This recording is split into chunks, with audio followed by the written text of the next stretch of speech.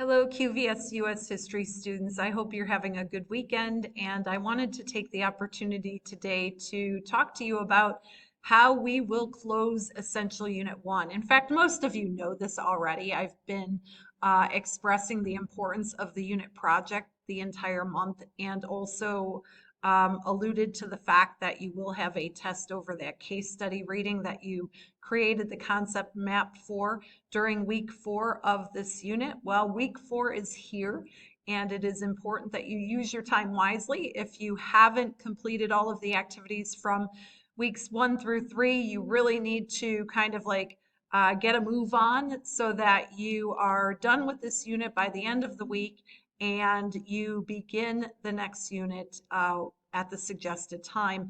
Otherwise, we get into this cycle of being behind, and then once that happens, it's very hard to get caught up. So make every effort to finalize Essential Unit 1 by the end of this week. I will take you to the course page and show you around and talk about some of the features of the page that will help you be successful in finalizing the unit project, and I'll also show you the test for the unit so that you know what you need to do in terms of your responsibility for that assessment over the reading, the case study reading that is. So let's go to the course page and I'll show you around so that it's very clear what the expectations are for the next week, or again, week 4 of Essential Unit 1. So let me go ahead and open up this unit.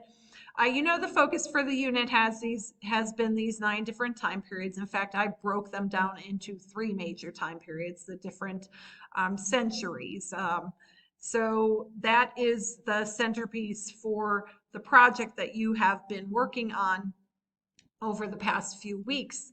Scrolling down, you know, the concept map, some of you still need to hand that in. That's important for your success on the test that you will take this week. So before you take that test, make sure that you hand in that concept map. And then the only other feature from week 1 through 3 that I would highlight in scrolling down through this is the importance of the checkpoint. In fact, this activity, Who's Who in U.S. History, really should have helped you in terms of this checkpoint, this gathering evidence for the unit presentation.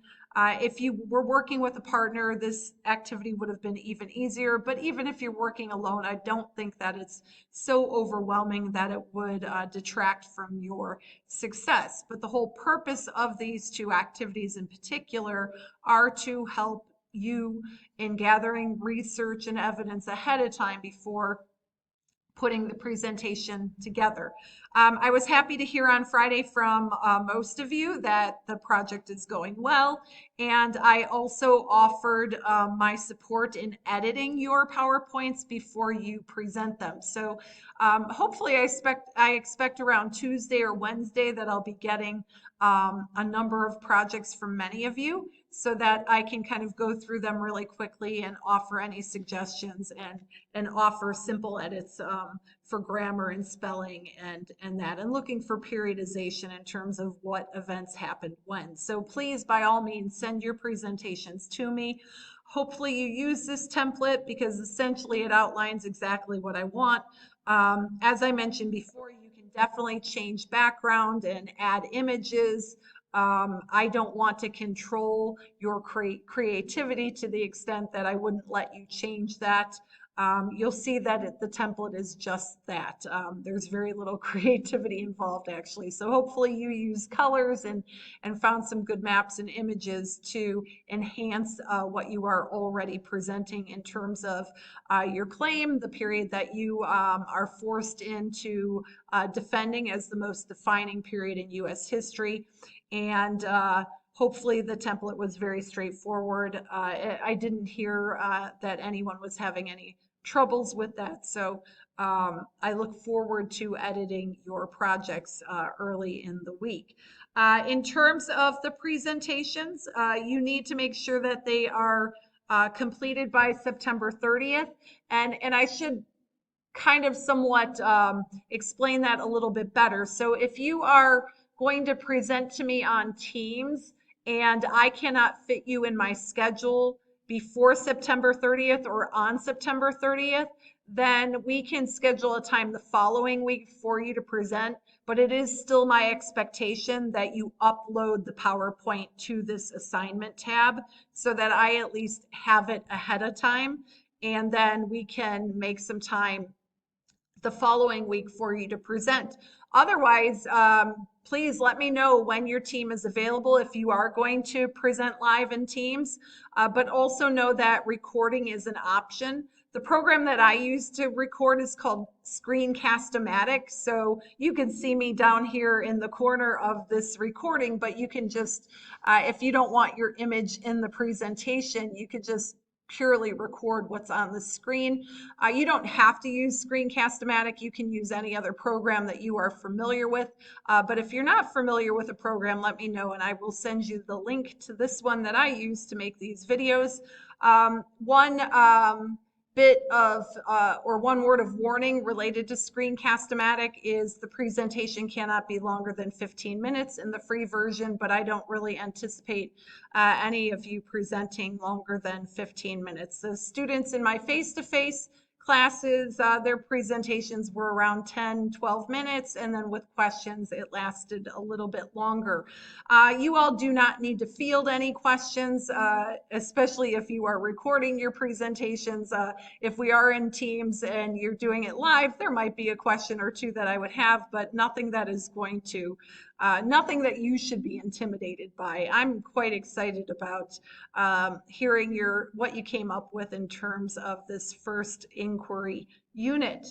So the presentations, again, make sure that you at least have the PowerPoints or the Google slide link to me by the end of week 4. There is a unit test that you are required to take. It can be found right here. It covers the information that was presented in the case study. So if you don't know or remember what I mean by the case study, I'll take you all the way back to week 1. And you had to create a concept map that covered this reading, this overview of U.S. history. So there is a test here, a standard multiple choice test that you will need to take to master this unit. In fact, I'll just kind of open it so you get a sense. There are, you have 75 minutes to answer the questions. The timer will begin once you open the test. There are 3 different types of questions on the test: multiple choice, matching, and there's 2 really quick short answer style questions. Nothing that you, again, should be worried about if you've done the unit. Please trust me when I say you are completely capable of answering the 2 short answer style questions without preparing any more than you already have by doing the activities within the context of the unit. One of the things that I've said earlier and that I emphasize quite often is the beautiful thing about questions in history is there are opposing viewpoints, and you don't have to agree with me, or I don't have to agree with you in your answer. The only feature of a good answer is that there is substantial evidence to back it up. So there are 2 short answer style questions, but please don't be afraid of them.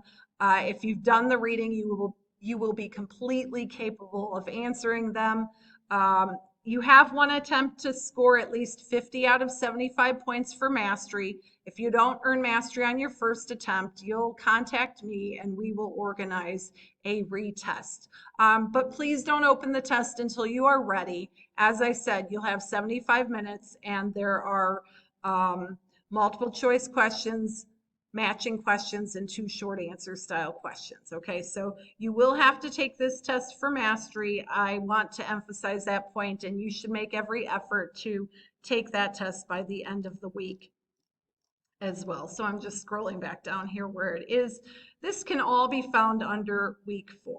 Okay, and then if you are wondering how I am going to determine or distinguish the difference between A or B, the rubric can be found here.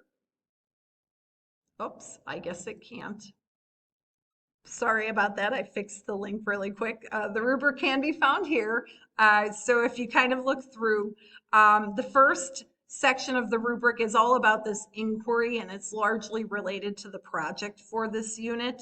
And then if you look at the other TSWs here, 2, 3, 4, and 5, it's based on these activities that you've done throughout the course of the unit, along with the unit test at the end. Okay, so here's the rubric for the unit, how I'll distinguish between A and B. And I would tell you that pretty much by doing this project, as long as there are not any major detractions from your argument in terms of historical inaccuracy, which I really don't anticipate that being the case, just the nature of you successfully carrying out this project, you are on the road for an A.